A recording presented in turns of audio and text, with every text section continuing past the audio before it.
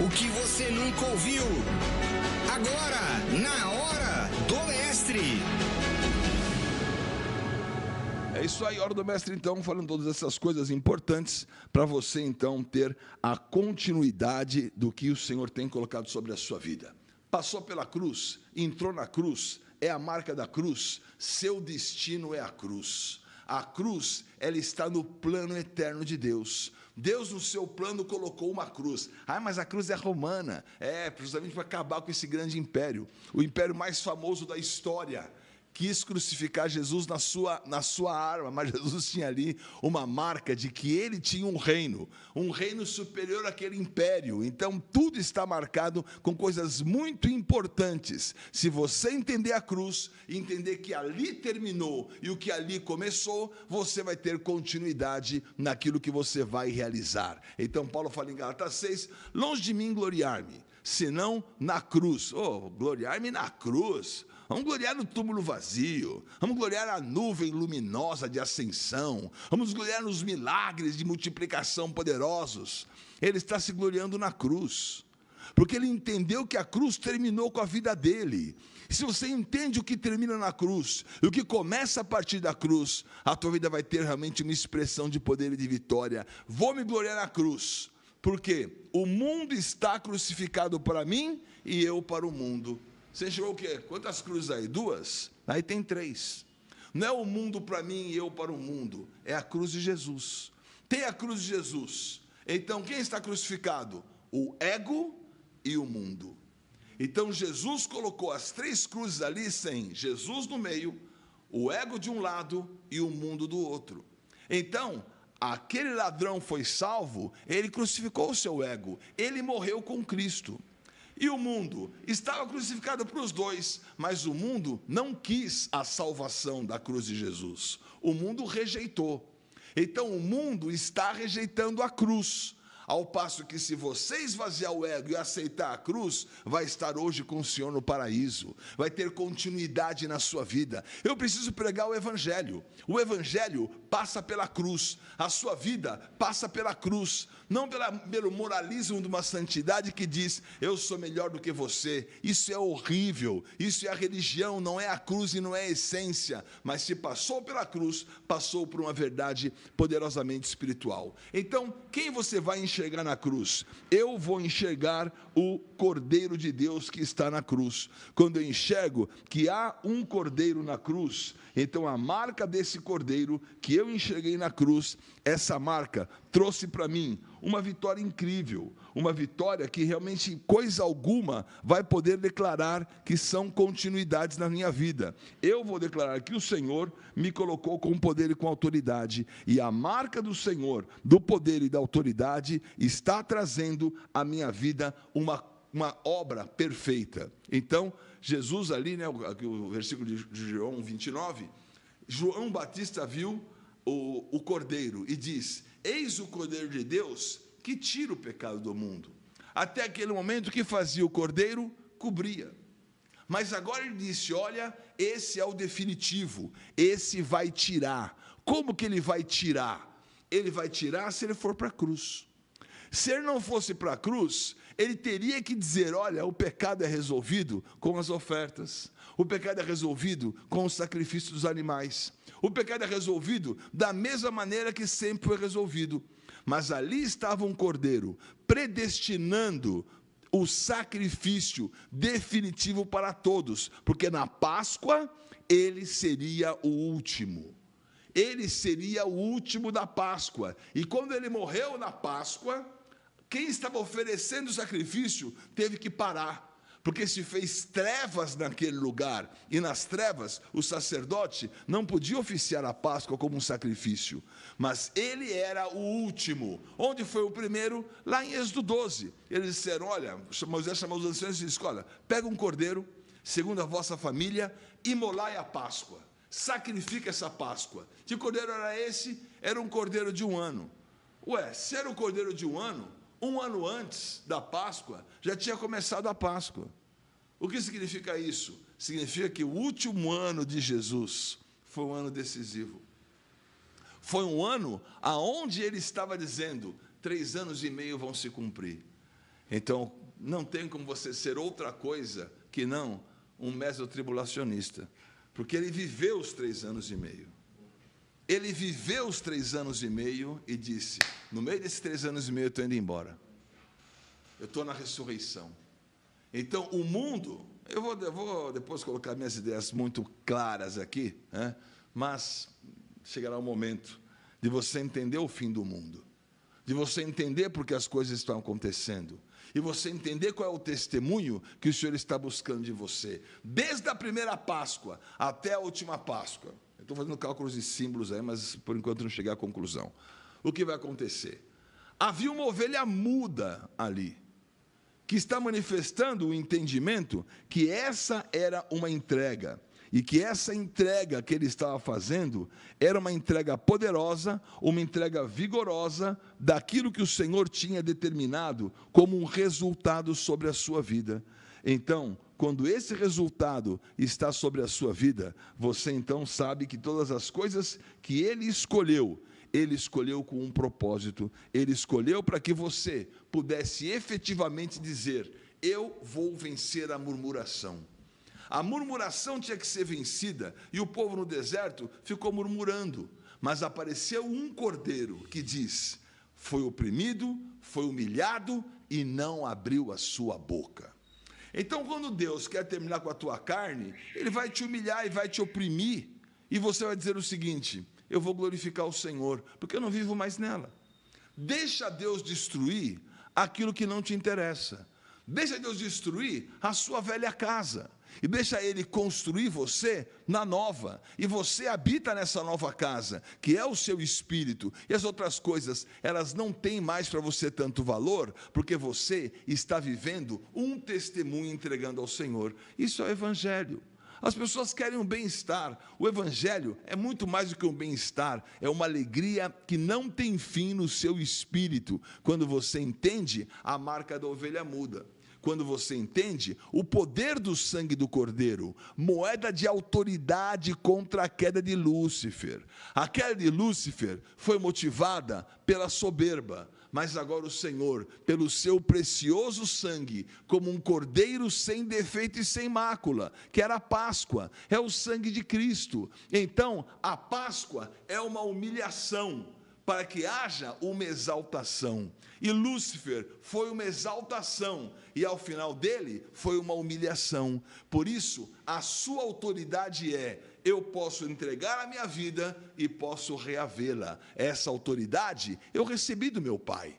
Essa é a autoridade que marca, eu posso me entregar como um sacrifício e posso receber a ressurreição. Essa é a marca de Isaac. Onde está o cordeiro?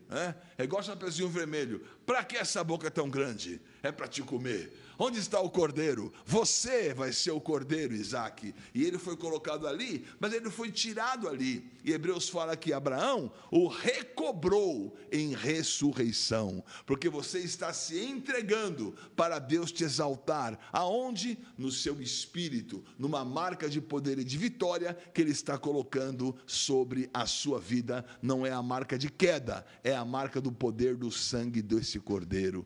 Por isso, ele fala em Apocalipse 13 sobre a besta, que vão adorar os que habitam sobre a terra, cujos nomes não foram escritos no livro da vida do Cordeiro, que foi morto o quê? Desde a fundação do mundo.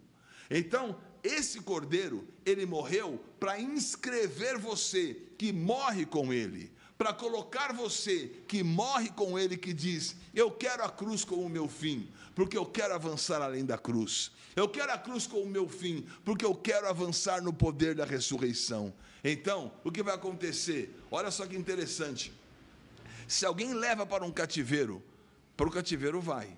Se alguém matar a espada, é necessário que seja morto a espada. Aqui está o quê? A perseverança e a fidelidade dos santos. O que ele quer dizer com isso?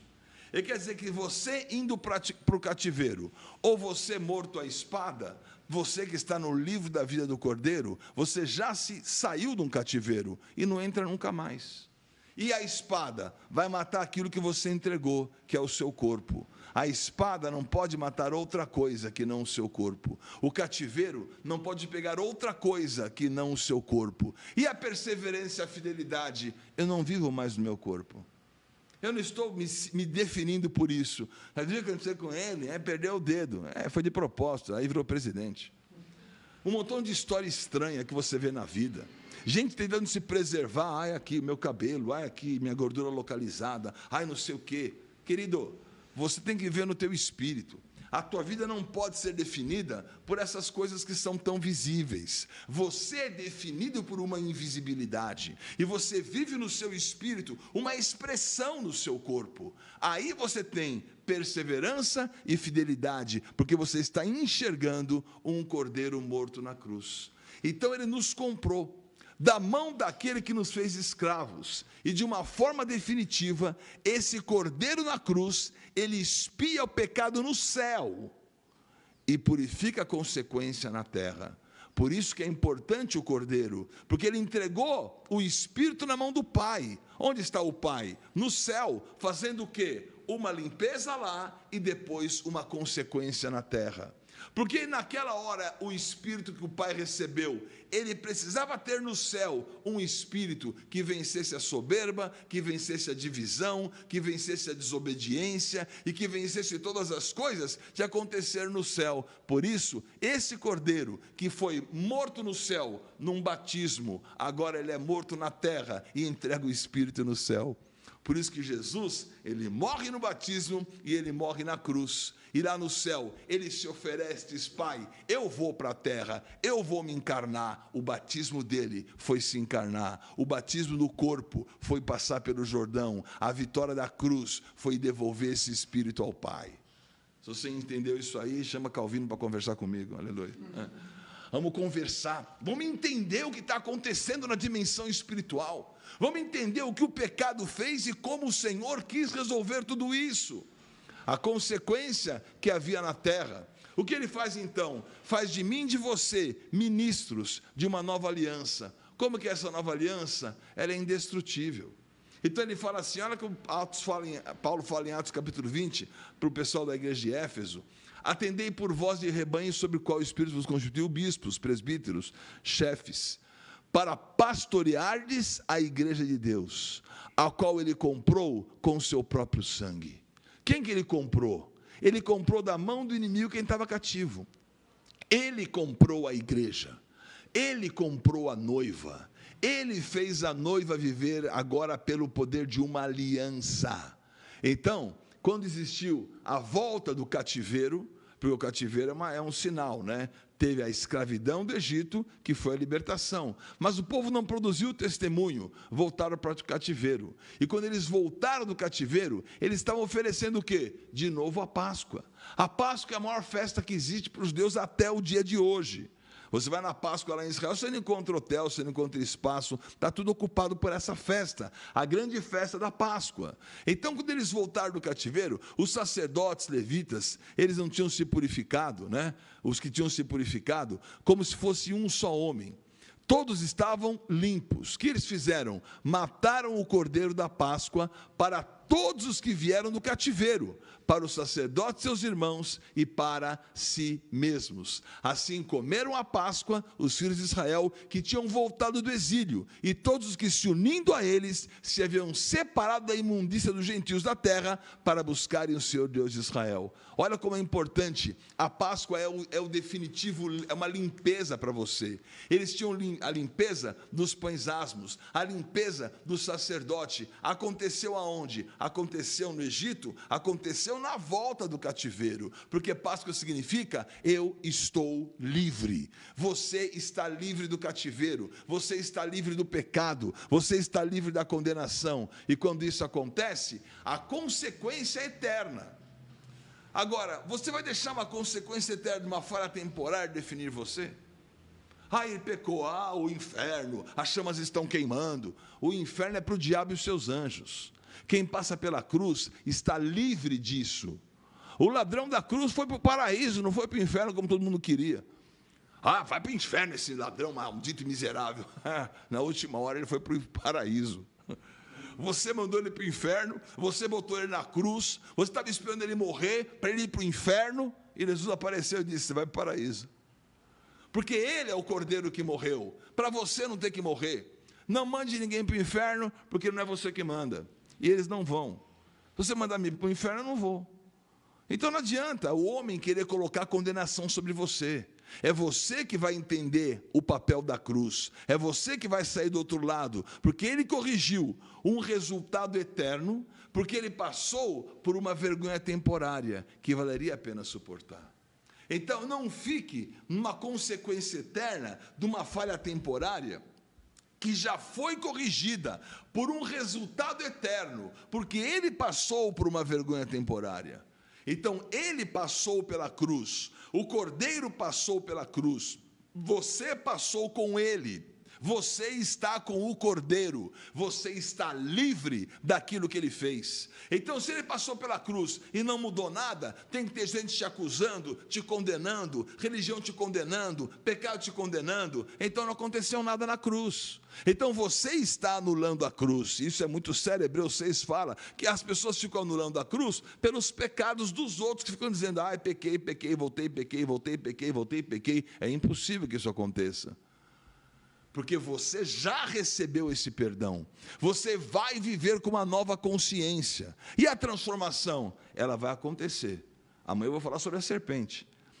A transformação vai acontecer, mas em primeiro lugar, o Cordeiro foi morto para tirar de você a murmuração, o Cordeiro foi morto para tirar de você a condenação, o Cordeiro foi morto para tirar o que te condenava. O que condenou o povo no deserto? A murmuração. Já aconteceu esse resultado, já apareceu um Cordeiro sem murmuração para tirar de você essa condição. O que eu tenho que fazer? Olhar firmemente para ele.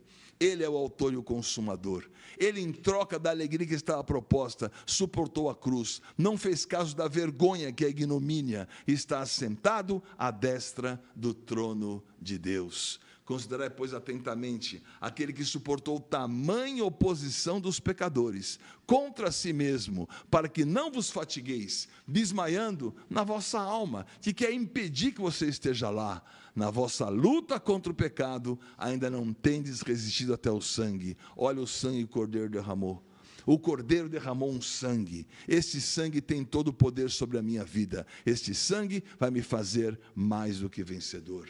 Eu quero você entendendo esse momento. Eu quero você entendendo a cruz e entendendo o Cordeiro. E não é possível que ele tenha morrido e nada tenha sido colocado sobre a tua vida para você dizer: esse pecado não é mais meu. Mas você não foi transformado? Aguarde a série inteira. Amanhã você vai saber o que significa uma serpente na cruz. Hoje eu quero que você entenda que o Cordeiro foi, ele te comprou, ele acabou com o pecado na sua vida, e você não vive mais a marca dessa condenação. Liberdade, Páscoa para você. Você passou da morte para a vida quando você passou na cruz com o Senhor. A cruz, uma marca definitiva.